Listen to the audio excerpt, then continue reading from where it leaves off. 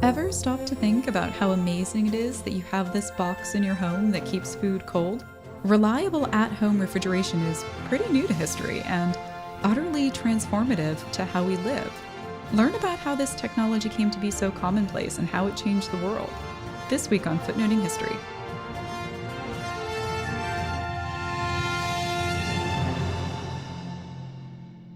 Hello, Footnoting History friends. It's Kristin here with an especially good episode, if I do say so myself. And I do. This was a really fun episode for me to research and to just sit and think about because I really hadn't thought about it much before. The history of refrigeration. So I have this love-hate relationship with my refrigerator. We inherited it when we bought our house. Originally, I was really excited about it, but it has now broken 3 times and I keep having to get it repaired. It's built into this incredibly specific space, which makes replacing it an absolute nightmare. And the only other brand that will fit is another Viking, and I refuse to get another Viking. Hi, Viking. This content is not sponsored, but hey, Viking, if you want to redeem yourself, give me a call and we'll talk. Your oven door has also fallen off as I was cooking a Thanksgiving turkey. I'd love to change my mind about your products. But the point is, having a broken refrigerator was a huge hassle. We had to convert the basement beer fridge into a grocery space. I know, sometimes my life is really hard. But it really got me thinking about how critical refrigeration has become to our lives, and I really sat and thought about how new it all actually is. It's just not that old, guys. Plus, it's totally changed lives and affected gender roles, and the technology is incredible. There is just so much that is cool about it. And no, I didn't actually mean to do that, but there you go. Please enjoy your opening pun. I feel like Josh would be proud of me. Please remember as we begin that if you would like a captioned version of this episode, you can find it on our YouTube channel as well as our website, footnotinghistory.com. Thank you so much to all of our Patreon and Ko-Fi supporters, old and new. And a heartfelt thank you to our wonderful intern Maggie, who helped tremendously with pulling together resources for this episode. You can find a list of all her hard work on this episode's page on our website, and you definitely should take a look. I have a feeling you're going to want to keep learning about this because the story is incredible and it's huge, and there are so many angles to it, and I can only get you started. But I will. First off, yes, people have been using ice and the cold for a long time in connection with food and drink. A lot of that early history is sort of vague, though, and the cold is not really believed to have been used for actually preserving food way back when. It's not really thought of as a type of refrigeration per se, more than a method of cooling things down for culinary enjoyment. These early efforts were, and for some reason this part really delights me, a means of chilling beverages. But again, historians don't think that people were really doing all of this in an effort to preserve their food. Rich people had access to ice, but it was more of a luxury, almost novelty item than a necessity or an integral part of how people were keeping their food from going bad. Instead, they did things like drying and salting and smoking. Root cellars are actually really good for preserving hardy vegetables and some fruits like apples. Dairy products were commonly turned into butter or cheese, which can last a really long time without refrigeration, especially if it's airtight and salted. I currently have a hunk of Parmesan that was aged 36 months, and it's the best Parmesan of my life. You can cook meat in a layer of fat too, and then let that fat solidify, also creating an airtight environment, and it keeps a long time. It's called duck confit, guys, and it's delicious. So, there's stuff, but it doesn't rely on producing and maintaining a cold environment.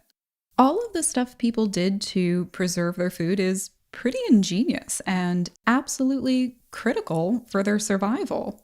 It was also pretty limiting and time-consuming. There's something that historians who study refrigeration call the cold chain, meaning getting food from point A all the way to point B before it spoils by maintaining a continuous, consistent level of cooling. And the cold chain is a long time coming, and the technology that makes it possible simply does not exist in the pre-modern European American period, which is where we are mostly focused today because that is where the technology and the market and the cold chain really first develops. Producing cold was more or less seen as impossible until the 19th century. Jonathan Rhys's really excellent and highly narrative and entertaining book, Refrigeration Nation, opens with a quote from Francis Bacon, that prolific English philosopher and scientist who is probably most famous for his contributions to the 17th century scientific revolution. Medievalist PSA, there were other scientific revolutions that preceded this. But in any event, in 1624, Bacon had the hot take, so to speak, that you just have to wait for nature to do its thing. You can make fire, but you can't make it cold. It would be really handy if you could, though. And Bacon performed an experiment in 1626 where he buried a dead chicken in the snow to see if that would preserve the carcass. Fun fact, it seemed to work, but Bacon caught a cold in the process, and that's how he died.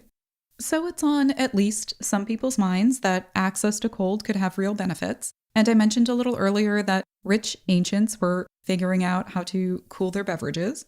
There were also successful efforts in the 1500s and 1600s that involved saltpeter. And by the time you get to the 18th century, people, especially the French, are making frozen desserts and people are enjoying ice. There are ice houses in the 18th century. They're built into the ground, into the sides of hills to take advantage of the cold, insulated environment. And they're filled with blocks of ice, packed in straw. But they definitely weren't something that everyone just had. In terms of this being a wider, profitable industry that eventually becomes about the preservation of food, you're looking at only like the last 200 years, and you're looking first at ice harvesting on a large scale.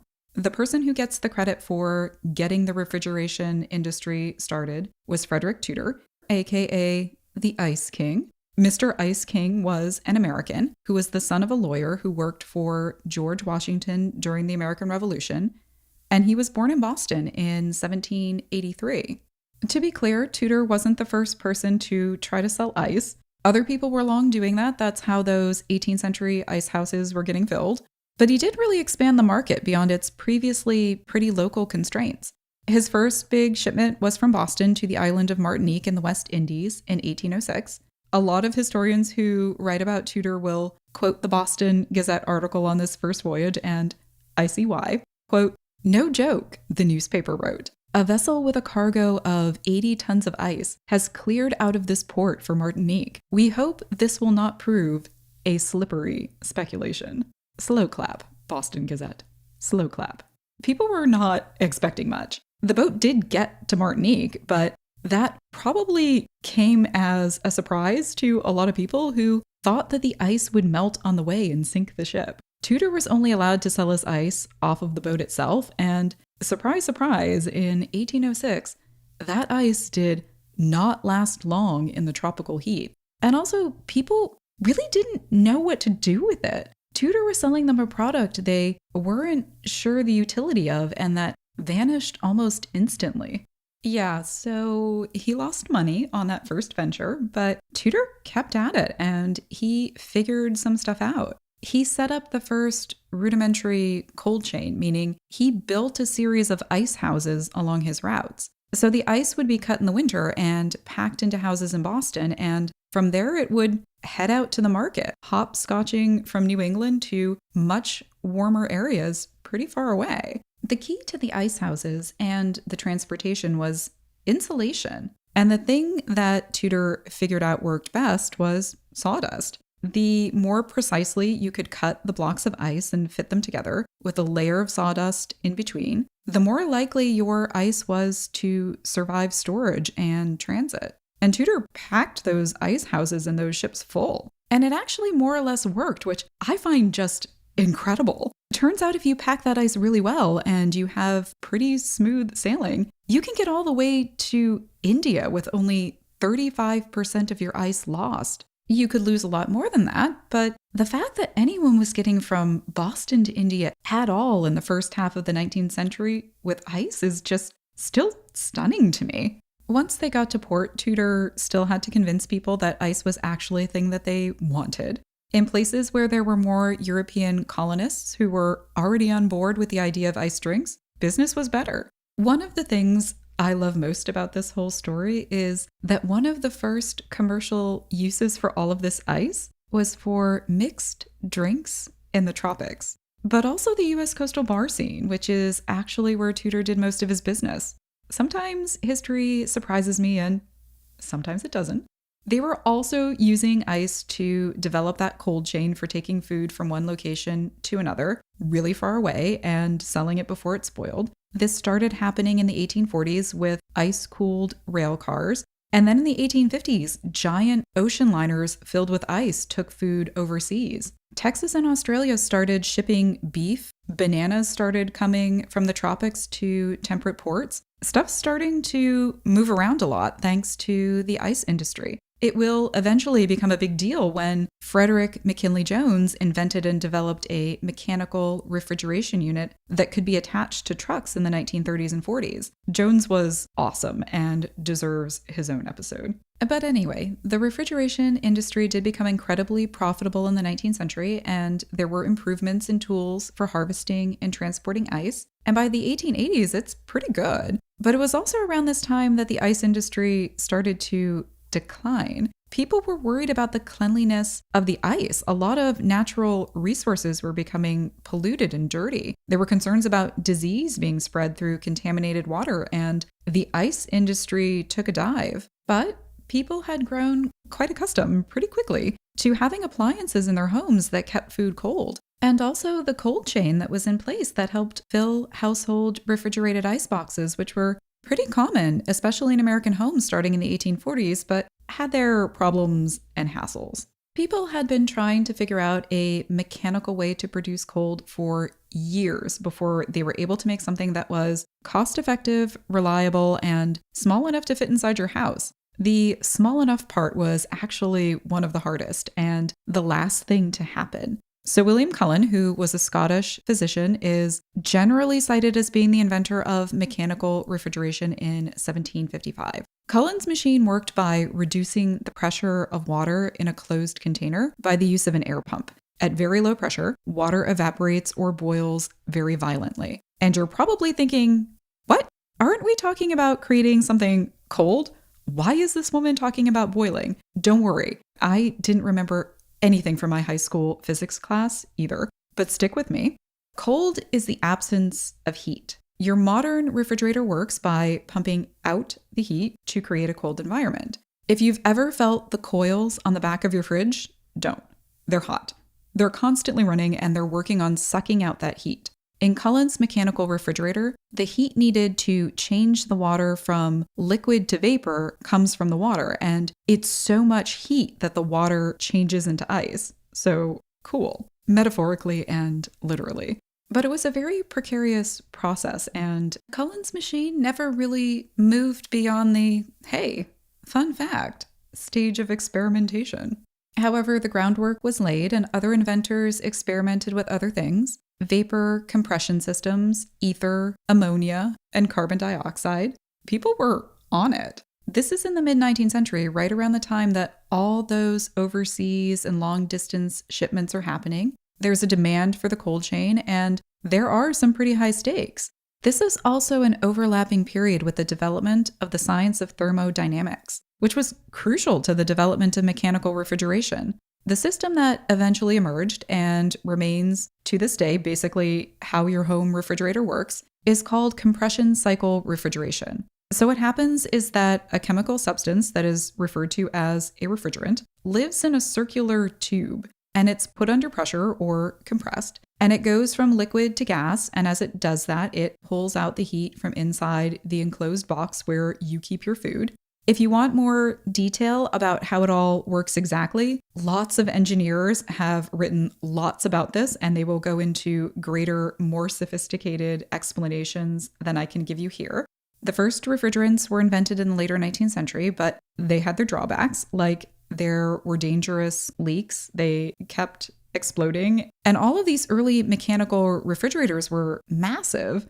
They weighed several tons. Today, people use Freon. It's more stable and it ended up being way cheaper than other refrigerants, and you can use it in small spaces. Jonathan Rees has a great section in his book on the development of the refrigerator as we know it. 1900 to the 1920s is a period of invention where the home fridge goes through lots of experimentation, and there are several companies that maybe sound familiar and maybe not, like Frigidaire and the Kelvinator, and honestly, my favorite, the Icy Ball.